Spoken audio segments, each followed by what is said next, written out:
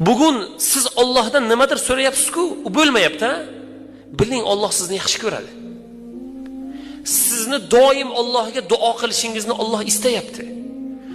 Va biling birodar, bugun duolaringiz ba'zi birisi ijobat bo'lmayapti-ku, xafa bo'lmang. Qiyomatda Alloh berayotgan va sizga tayyorlab qo'ygan ajrlardan xursand bo'lasiz. Shuning uchun birodar, birov bilan urushmang.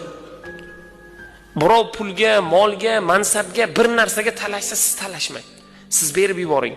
Siz berib yuborganingiz evaziga Alloh sizga qanchadan qancha ko'p narsa berishligini qiyomatda ko'ramiz birodar. Shuning uchun kuyinmang. Siz uchun xafa bo'lmang. Ba'zi bir narsadan bugun qiyinchiligingiz yoki pulingizda, yoki badaningizda, yoki qalbingizda, yoki bir ishingizda bir muammo va u muammo bugun hal bo'lmayotgan bo'lsa, siz xafa bo'lmang. Xursand bo'ling.